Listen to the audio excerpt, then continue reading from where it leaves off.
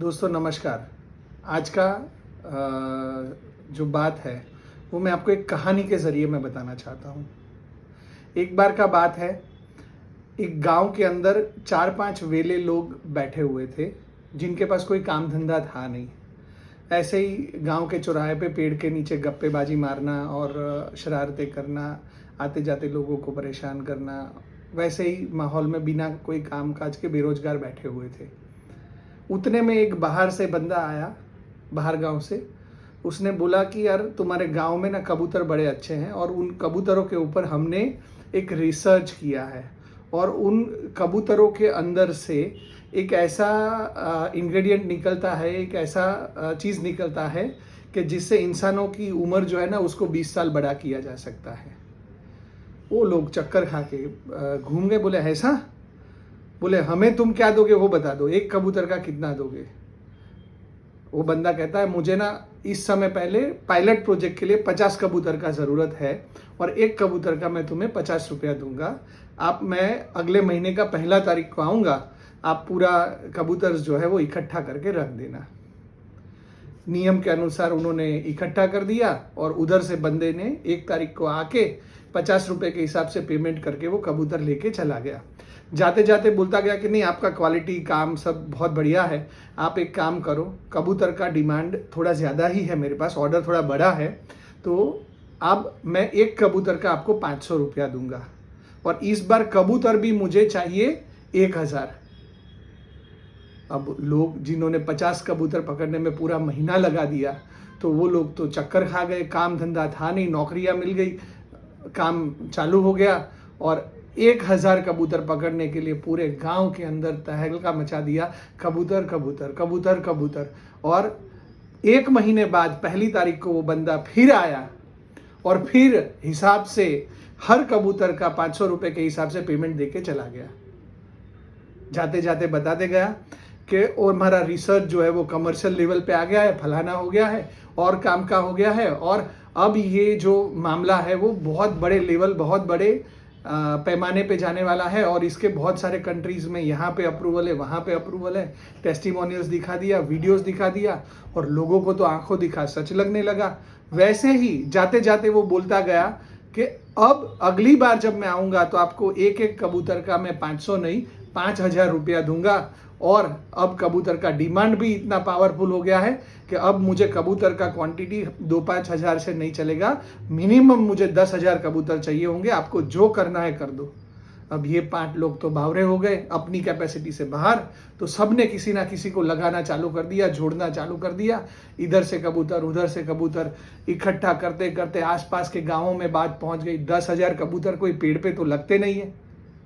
पूरे आसपास का गांव, पूरा जिला लग गया कबूतर पकड़ने के अंदर और पूरे जिले के अंदर एक हवा बन गई कि ये कोई नया प्रोजेक्ट आया है, एक नया साइंस इन्वेंशन हुआ है, कबूतर के यूज़ करने से इंसानों की आयु 20 साल बढ़ जाती है। और ऐसे ही हवा बनाते बनाते बनाते 1 महीने बाद वो बंदा फिर आया, फिर हिसाब से 10,000 कबूतर का पेमेंट वो बिना हिचकिचाए लोगों को 5,000 रुपये पर कबूतर दे दिया।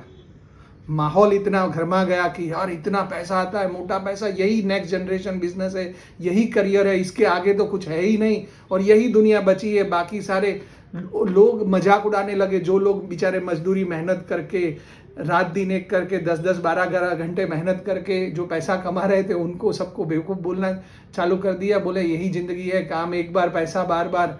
और ऐसा माहौल बना दिया कि जिसके बाद लोगों की रातों की नींदें हराम हो गई।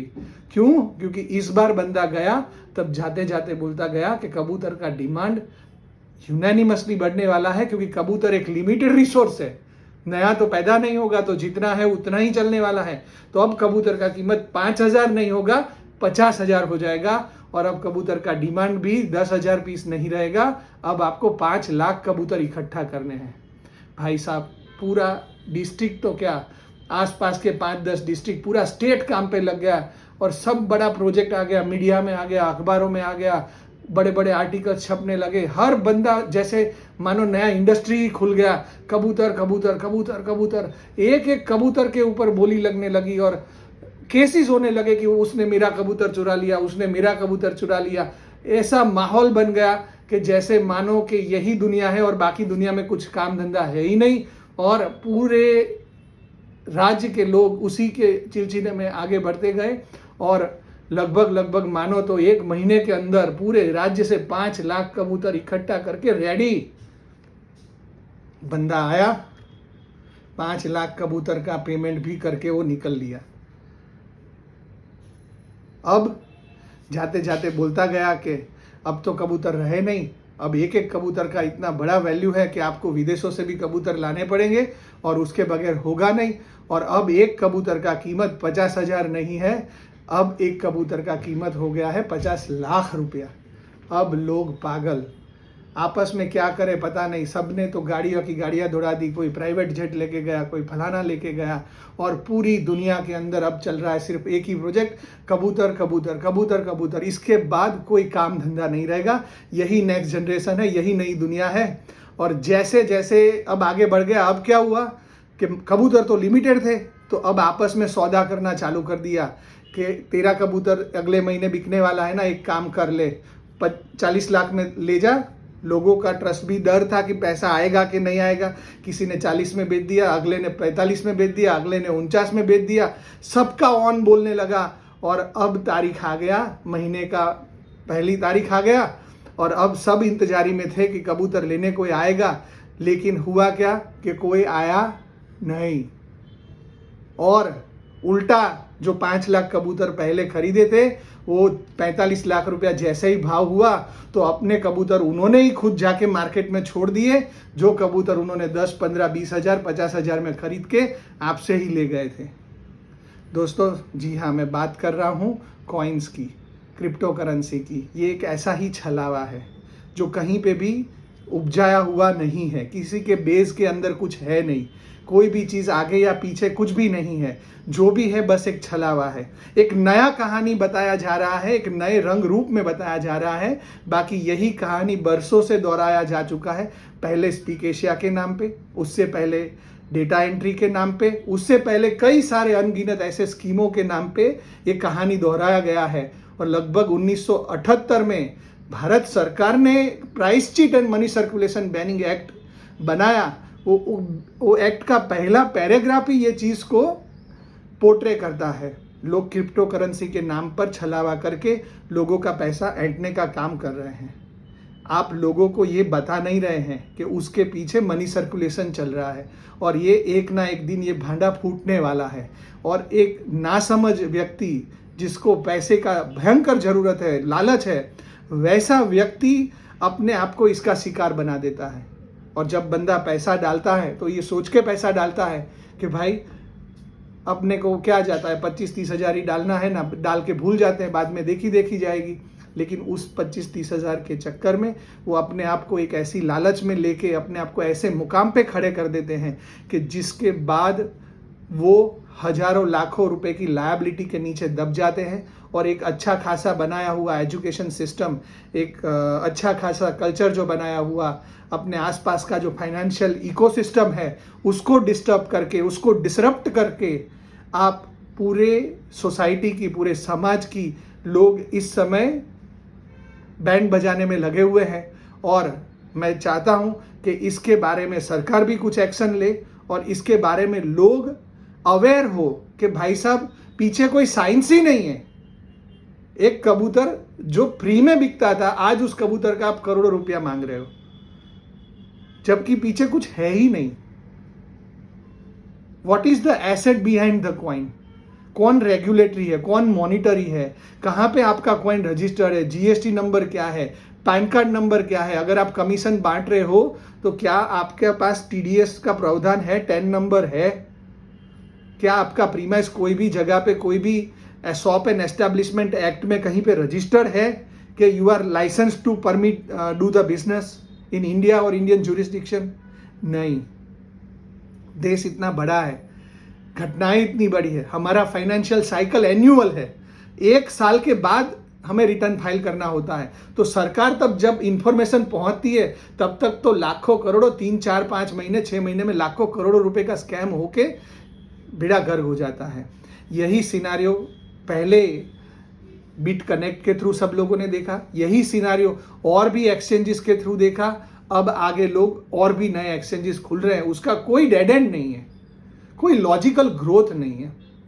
एक बंदे को पैसा कमाना है तो वो दूसरे का पैसा भरवाता है, दूसरे को कमाना है तो दो और का पैसा भरवाता है। ऐसा 2 4 8 16 32 करके लोग एक दूसरे को बस छलावे में दे रहे हैं। There is no product, there is no logic, there is no sense behind it. और लॉजिक स्टोरी क्या बनाया जा रहा है? Blockchain technology, blockchain technology. अरे भाई, ब्लॉकचेन टेक्नोलॉजी का डेवलपमेंट प्रोग्रामिंग के पर्पज से हुआ है और लोग उसको किस वे में लेके जा रहे हैं, कहां कहां से पता नहीं कैसे कैसे मैसेजेस किन किन लोगों के थ्रू बुलवा रहे हैं कि आम जनता तो एक ट्रस्ट के फैक्टर पे काम करती है। एक सामान्य व्यक्ति मरने के बाद भी उसके 4 इन्फ्लुएंस लोग हैं जो उसको कंधे पे उठा के शमशान तक लेके जाते हैं, तो जिंदा व्यक्ति का तो 100 इन्फ्लुएंस्ड पीपल होंगे ना। बस इसी चीज का फायदा उठा के ये मनी सर्कुलेशन स्कीम्स हर बार नए रंग रूप, नए रंग रुड़ाव के साथ मार्केट में आ जाती है और लोगों का करियर बर्बाद कर जाती है। और जाते जाते सिर्फ ऐसा नहीं है कि वो पैसा ले जाती है, लेकिन जाते जाते एक सामान्य व्यक्ति जो लालच में इसके पीछे मरा है ना, उसका क्रेडिट भी ले जाती है। उसने बनाया हुआ आज तक का समाज में जो इज्जत है उसको भी वो लेके जाती है। और ना सिर्फ उसका खुद का इज्जत, उसके फादर, उसके मदर, उसके फैमिली ने जो क्रेडिट बनाया, क्रेडिबिलिटी बनाया है, उसको भी वो जीरो कर जाते हैं। दोस्तों, समझना आपको है, आप सब लोग इंटेलिजेंट हो। ऐसा नहीं है कि 20-25 साल पहले सब कोई, किसी को कंप्यूटर का ज्ञान था या नहीं था, करेंसी का ज्ञान था या नहीं था। गवर्नमेंट ने भी करेंसी को इंडिपेंडेंट रखा है और रिजर्व बैंक ऑफ इंडिया को without any political influence independent function करने के लिए एक ऐसा गवर्नमेंट का ऑटोनोमस बॉडी है जो हमारे देश का फाइनेंशियल सिस्टम को वो गवर्न करते हैं। हमें उनको ट्रस्ट करना चाहिए। उनके आर्टिकल्स होने के बावजूद भी अगर हम लोग आज भी ऐसी चीजों में बिलीव करते हैं तो कहीं ना कहीं गलती हमारा ही है कि हम इन लोगों के पीछे पागल हो रहे हैं। Save your self from everything. आज हमारे देश का 75 साल खत्म होने आया है। आज़ादी के 75 साल बाद तो हमें अपने आप को ऐसा बना देना चाहिए कि भाई ऐसा कोई भी आके प्रलोभन दे के आपका पैसा हट के नहीं जाए। Wish you all the best. अपने आप को बचाए रखें और अपने आप को एक legitimate, productive and positive career oriented business में आगे ले जाइए। Thank you so much all of you people. Wish you all the best.